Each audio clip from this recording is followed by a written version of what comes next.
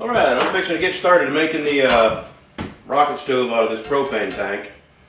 I've already got the valve removed, and I did that by shoving a bar through this and then hooking onto the valve with a pipe wrench and using the metal bar here to hold the tank and the pipe wrench to unscrew it. Now, I already said in my last video that I don't recommend you doing this unless you're 100% certain you know what you're doing. So I'll say it again. I take no responsibility if you should decide to try to pull a valve off a propane tank. You certainly want to make sure it's empty before you do anything, especially concerning making sparks around it. And if you should do this and get the valve off, the way I purged the tank was to fill it up with water. Alright, first thing I'm going to do is remove this ring on the bottom. It's got some spot welds, 3 spot welds that hold it on. And let's see here. What I'm going to do is cut on either side. Here we go.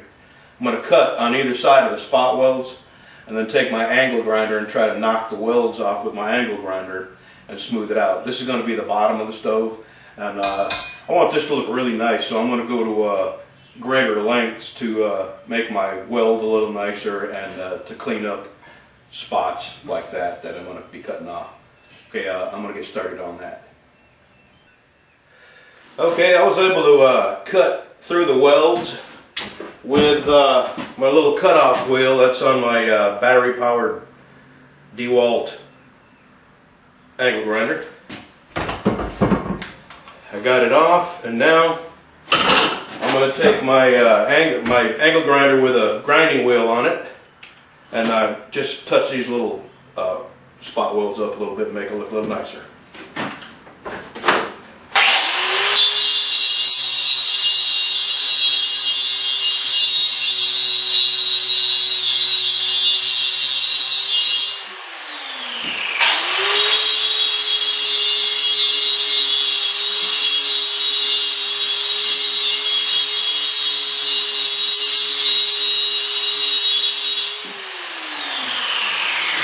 Alright, you get the idea. Okay, I've got that all grounded down, and I went ahead and where the ring had touched the bottom of this, there was some rust pits. So I went ahead and grinded wherever the ring was just to make it look a little nicer. And, boy, this is some thick paint on here, so it must have been powder coated. I'm going to go back with white just because it's already white and it's got a nice powder coating over it. Alright, my next, what I'm going to do next is, hold on. I got to score a line around, or make a line around the top of this where I'm going to cut the top off. I'm not going to be using this top like I did in my Freon bottle videos, rocket stove videos. I have a piece of plate steel that I'm going to be using for the top of this, so if this can be discarded, I really have no use for it. So that's my next video. I'm going to score a line all the way around this, real even, and cut it off. I believe it's not so thick that I can't cut it with my jigsaw. If it is too thick, then I'm going to use my cutoff wheel because I need a really smooth cut, and a cutting torch just would leave too much slag. I am in the process of saving for a plasma cutter, and man, when I get that, that's going to open up a whole new world of opportunity as far as cutting nice clean cuts. And Tractor Supply has got one for 800 bucks, and I'm going to start saving. So that's my next. I'm going to make that line and start cutting. I just wanted to show you the little jig I made. Let me bring this in a little bit.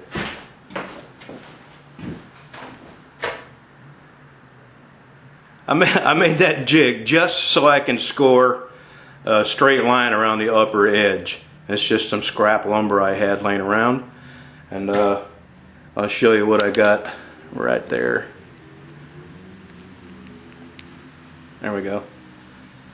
Just Now I do need a little help. I'm going to get my wife out here and have her hold that jig real steady while I turn the propane tank, or maybe vice versa. I'll hold the propane tank real steady and turn that jig around it. We'll see. I just wanted to show you my little homemade jig. Well, it turns out I didn't need help. Well, I guess I did. Anyway, I got that line marked. I just stood the tank up on in there and drug that thing around it. I'm going to get my cutter out and go to cutting. Well, that's a nice smooth cut, and I'm really glad I used that cutoff wheel. I don't think my jigsaw would have made this perfectly cut. Here, let's zoom you in here. It's going to be really easy to weld. This is the edge that I cut off. Pretty smooth. Alright, now what I'm going to do, I'm going to work on the legs. I'm going to do the bottom first, get the bottom done with the legs, and then I'll stand it up and I'll get my top. I got a piece of plate steel over there that I'm going to be using. Alright, I'm going to do the legs next. I'll show you what I'm doing. I'm going to show you how I cut the angle on these legs, and I can't tell you what angle it is because I'm terrible at math, and that's a bit hard to admit, but math is one of my weakest subjects, and I don't know angles and that kind of thing. A lot of times I just eyeball things, and this is really embarrassing. I don't even have a high school diploma. And the only reason I'm telling you this is because I want, if there's any kids that stumble across this, I just want you to know what a disadvantage you're at not knowing math. Math is one of the things that you will use every single day of your life. And if you're thinking about dropping out, or if you're doing terrible in math, do whatever it takes to understand math, because not a day will go by that you don't need to use math somehow in your daily life. Well, anyway, let me show you how I got this angle and what I'm doing to get the angle. And all I did was eyeball this. Hold on. Why won't you zoom? There we go. To begin with, this piece here is 16 inches long. I marked the center. I'm bringing it a little more.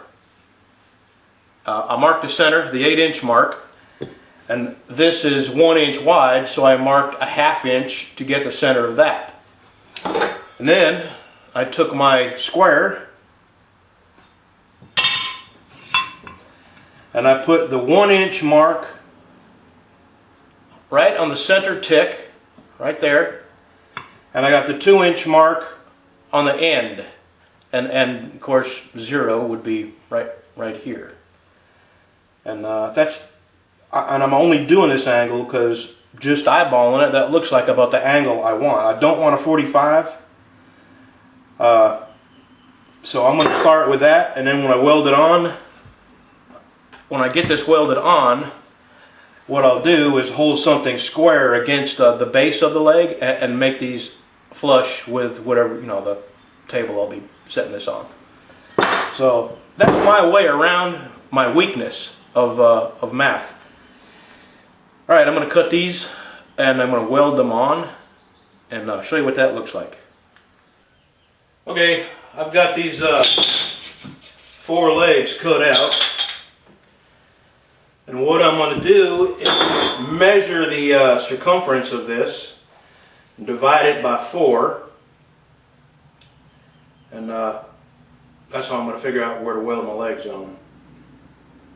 I think I'm going to cut my hole for the pipe on the side before I do that. And let me show you one other dilemma that I have. I have to make a decision. See, I got to get the inner pipe with the combustion chamber down in here and then out the side here. Hold on. Hit the wrong button. Sorry. Wrong button again. There we go.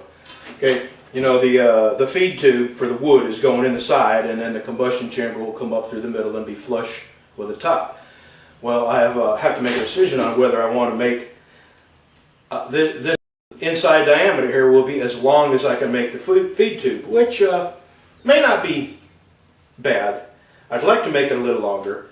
And if I do, what I'm going to do is cut the hole here a little bit bigger at the top. We're looking at this upside down now. I'll cut my hole a little bit bigger at the top, bend it out, put my pipe in there, bend it back, and then weld it and grind it flush.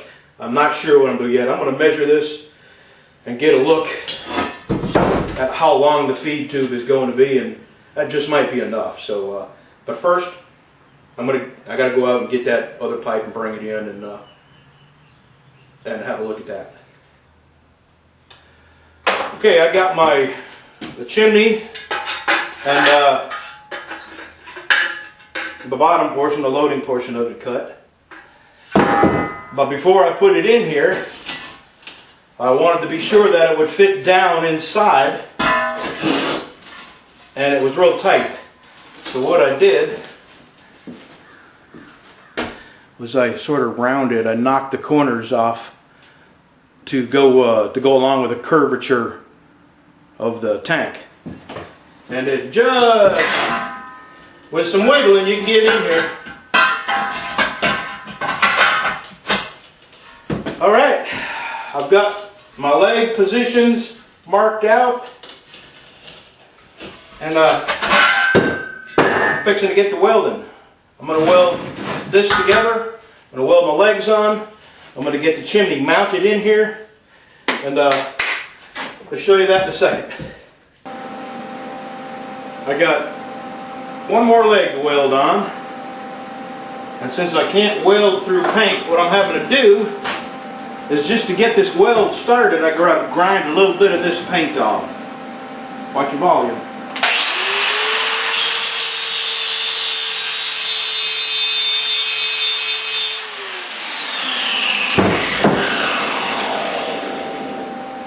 Alright, I'm going to tack this weld on. So here's a little gratuitous welding footage. I don't know if you'll be able to see it. I don't know if I'll be in the way. I'll try to stay out of the way. You see that? No, you can't. Oh well. That's too late now. I'm just going to tack it.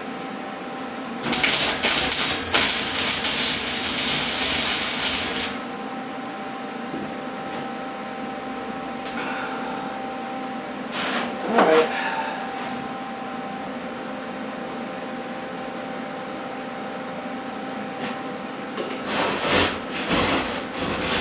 How's that for a weld, huh? I'm getting better. Alright, I'm going to turn it over, see how square this is. Okay, it wiggled just a tad, and I took my grinder and just knocked a little bit off of two of the legs, and it's square now. What I'm going to do is lower that chimney down in there. Remember, I curved the front edge a little bit to coincide with the curvature of the tank, but I also put this on the grinder and knocked the corner off of that too. Maybe it'll go in without me struggling. Oh yeah. Well, oh yeah, that's good.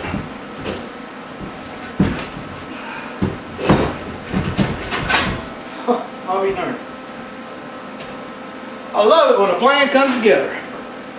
Okay, I've got the top already cut into a circle. But what I don't have is the square cut in the top, so it'll fit over this. And then when I get that top on, I'm going to cut this pipe off level with it. Man, this is coming along pretty good. When I get this top cut, be right back. When I get the top cut, I fill it up with some vermiculite. I think I got enough. Yeah, I still got enough. And man, we'll be cooking here in just a little while. I'm going to hit it with some barbecue black because they do not make barbecue white. So I'll paint it, and tomorrow I'll cook on it. See ya.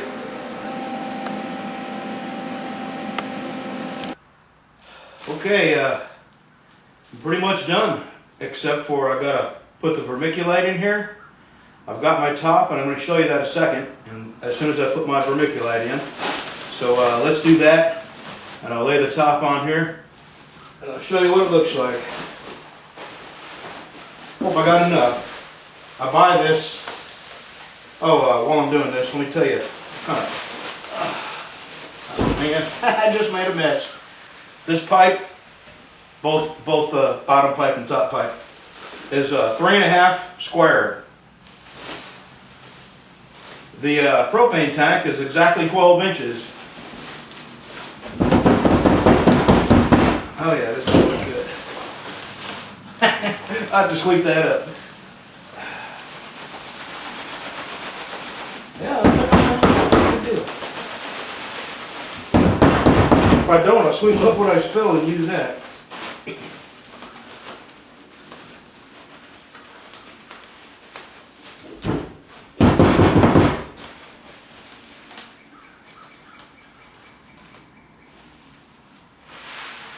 Yeah, that's going to be all right.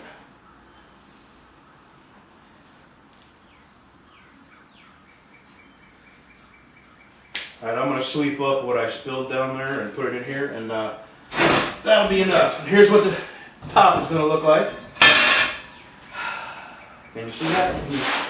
Let me zoom you in here.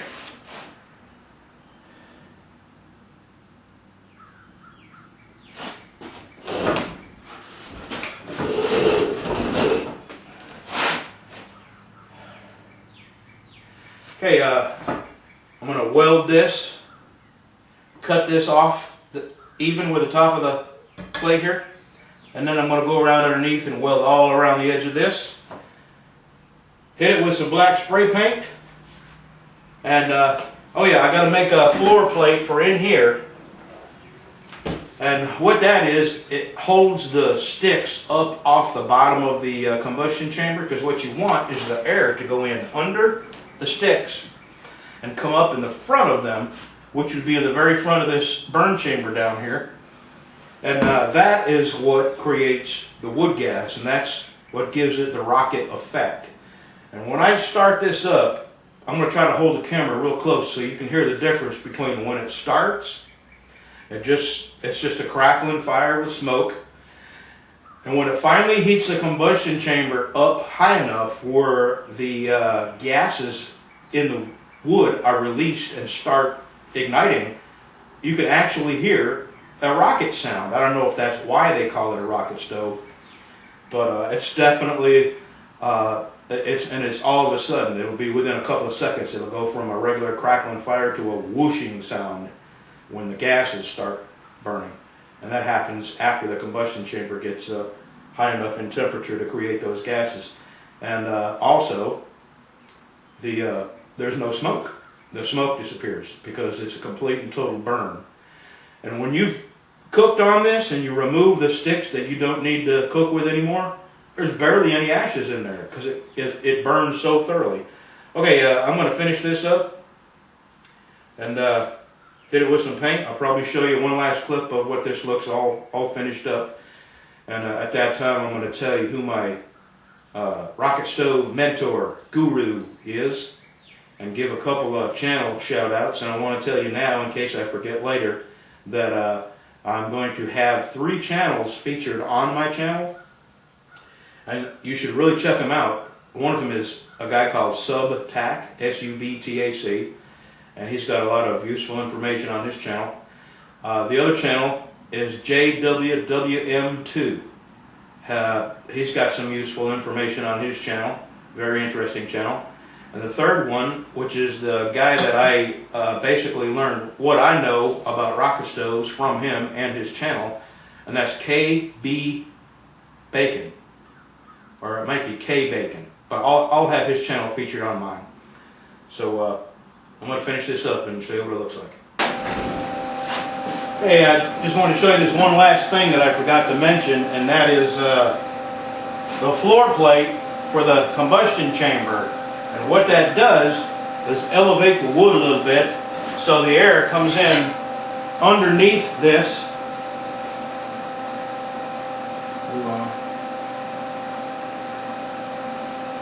The air comes in underneath this and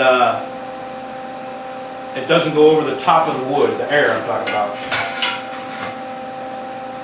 That's in there like that, and you lay your wood on top, and when it starts burning like a rocket stove after the combustion chamber heats up, you can definitely hear the air getting sucked in underneath there. Alright, I'm fixing to paint this and we are done. Let me give you a wide shot.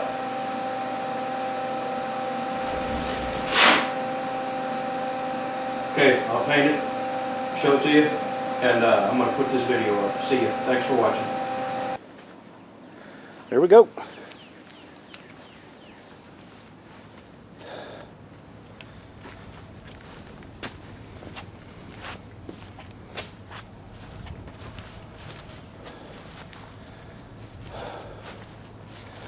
Okay, tomorrow we cook. See you then.